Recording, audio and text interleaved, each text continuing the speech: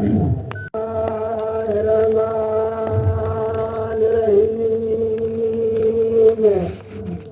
أنزلنا هذا القرآن على جبل لرأيته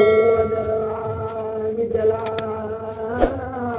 فقشعر منه جلود الذين يخشون ربهم يوم الإسراء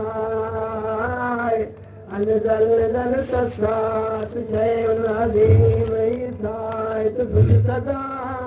فويل للقاسية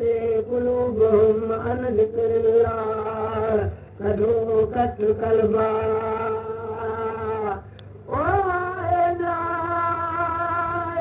حديث الميلا پچارا دنیا موت پجانا مانو کے سپاری پچھا ایک مانو پچھن مان لکھا سکی پچھا یو ملک پچھلنا او ملک لکھایا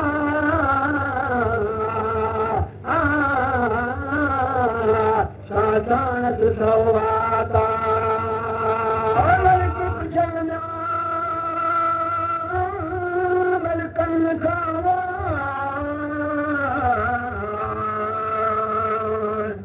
شاسانت سواتا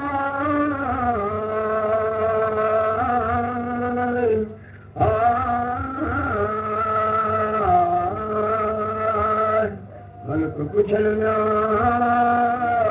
اے ملکن کا اے کا سانس سوگاتا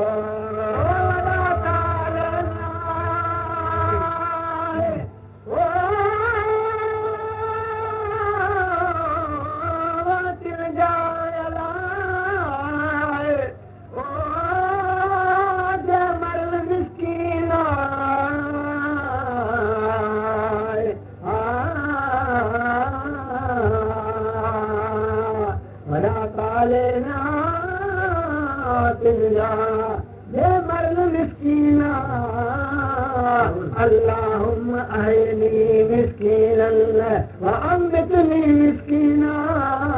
أغني دعاء جاپني پیغمبر رب دے کئی قادر قبولا اتلوینا گودری لا لا دانے ویرا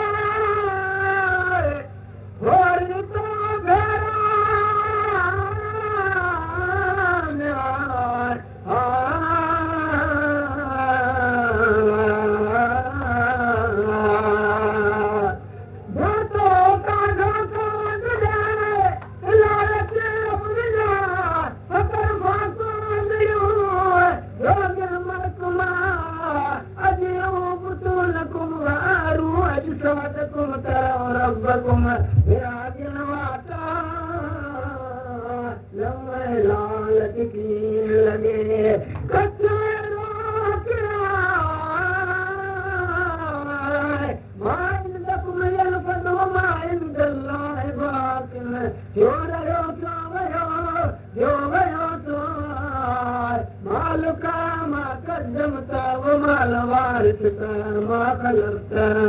चयो रसूल जेके रखियनि ओ नफ़्स लारा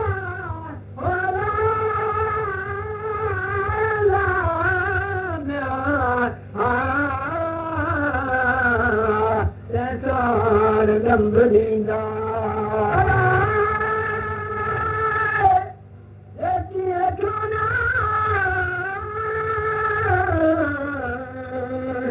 रसना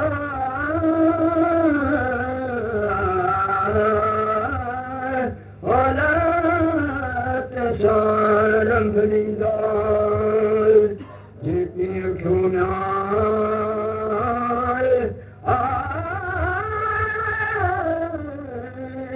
रसना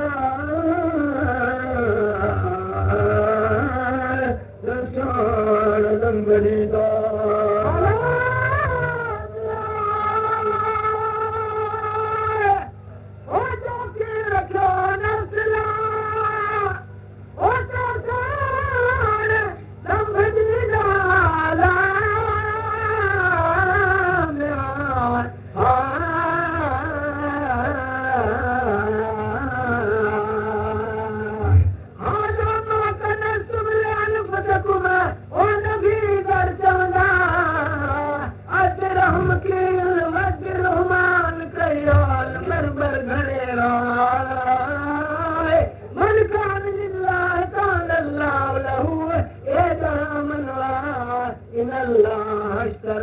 من المؤمنين أنفسهم وأموالهم بأن لهم الجنة بهشت جانبها وسارعوا إلا مغفرة من ربكم وجنة وسط الكارثة حب الدنيا رأس كل خطيئة لكم كائنما البخل أمر زائل عالم تمنتا ومن يوق شح نفسه فأولئك هم المفلحون شاهد قرآن وقلب فروضا وسط سيلا لا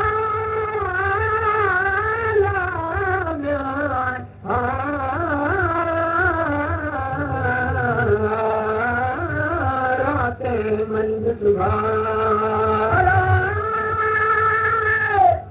कलमो पढ़ाना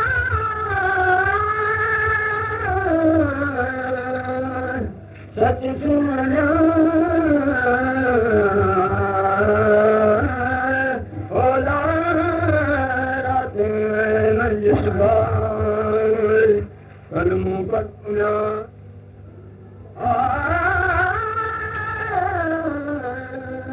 सच सुन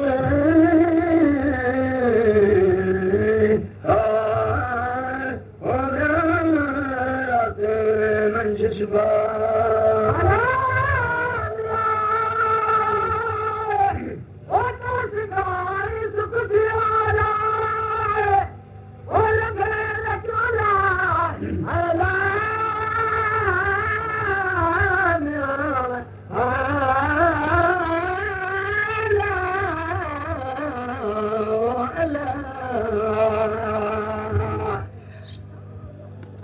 محمد رسول الله دخل الجنة